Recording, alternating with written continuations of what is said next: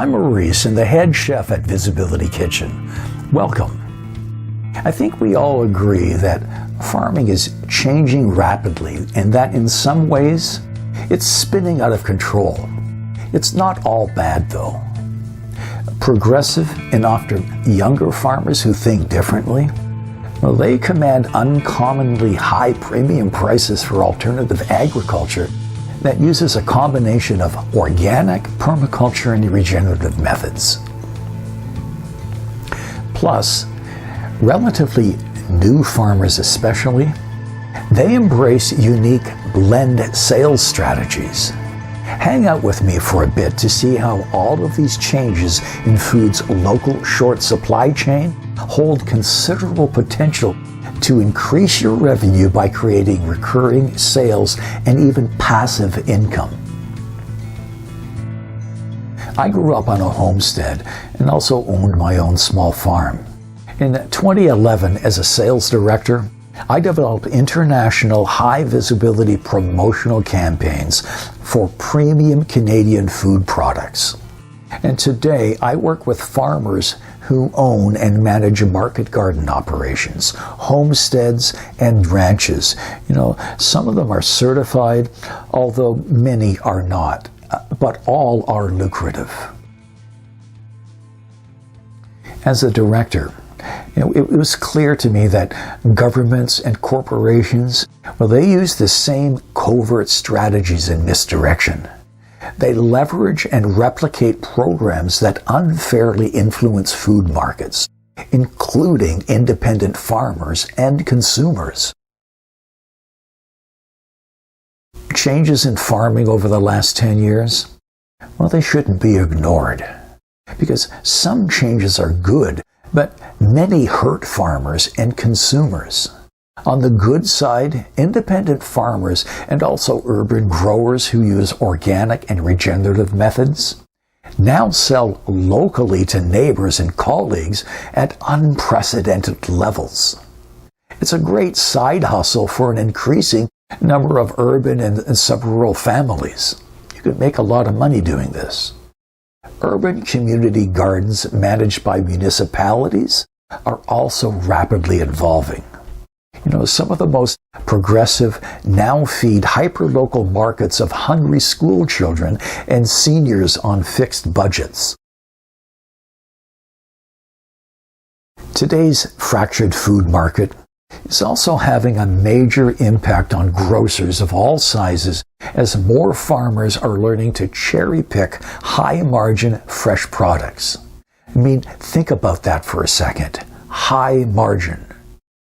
Although the numbers are not yet significant, today's local independent food supply trend has not gone unnoticed by grocers who are concerned about protecting products that consistently deliver the highest level of profit. Sometimes by a factor of 10 or more.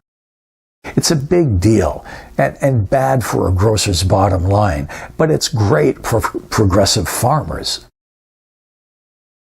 Top restaurants, too, often pay extreme prices for high-quality products.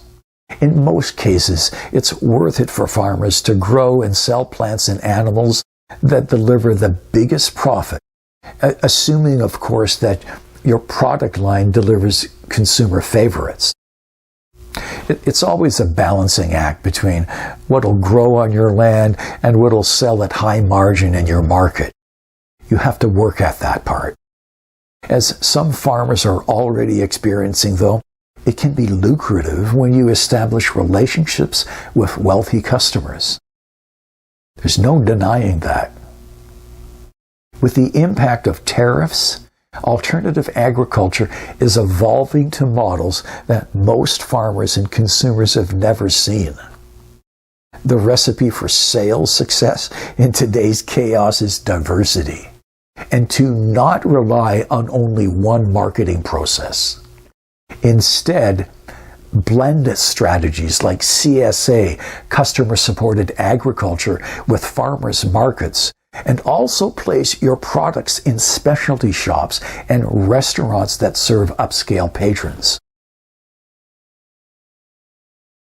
Market garden farmers are experiencing the most rapid changes, with fast-moving producers in the U.S. already generating massive revenue. Now, not all farmers are winning, though, in the U.S. or in Canada, at least not yet. Doing nothing, though, is probably the worst thing a farmer can do.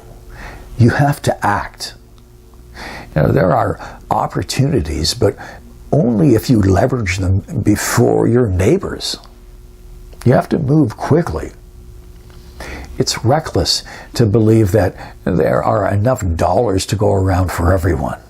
And foolish, too.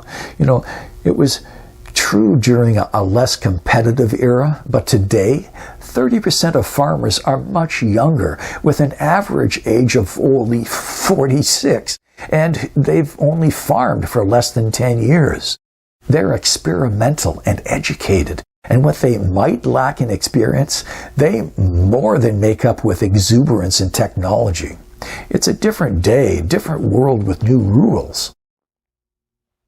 While it's true that younger demographics promote and support a less competitive and a more equitable lifestyle, the reality is that farmers still have land lease costs or mortgages or both.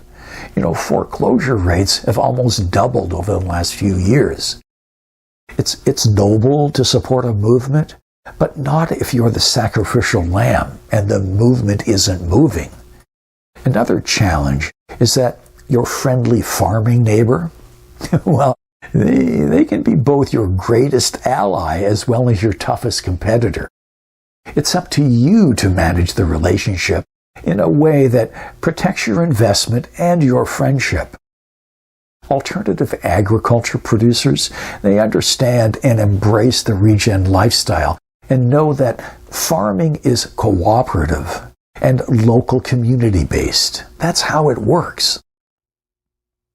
Farming is highly competitive, in part because most average food consumers have fixed food budgets. They can only spend so much each week on food. Paradoxically, though, there's another type of consumer who is wealthy and willing to pay premium prices for high-quality, nutrient-rich food that they already feel is way better than organic. You don't have to convince them of anything. Today's younger farmers move fast, and they have the upper hand with this group.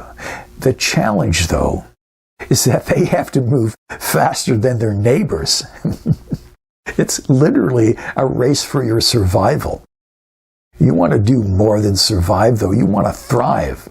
And the biggest surprise over the last few years is that what started out almost 50 years ago as a food solution that promised to deliver nutrient-rich, healthy food at an affordable price, well, it recently flipped the price pyramid and now primarily services the premium market and affluent consumers.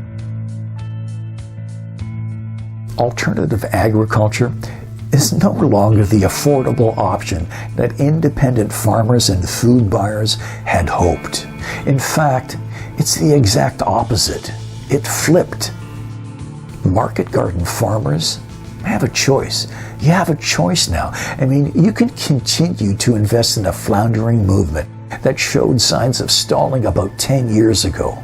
Or you can reinvent and leverage your local community in a way that generates enough revenue for you to thrive. It's not too late. It's not too late to make changes, but it might be by tomorrow. If you're ready to make a move, reach out and let me know what you'd like to accomplish. It's easier, faster, and more affordable than you might think to be equitably competitive. Oh, you can do it if you put your mind to it and you have a plan. It's easy to raise your visibility when you know what you're doing. And once you know the ingredients for a realistic recipe, you'll also be able to cook up a little revenue with gravy. Anyway, that's it from me, folks. I'm Maurice. Thanks kindly for your time. Be well.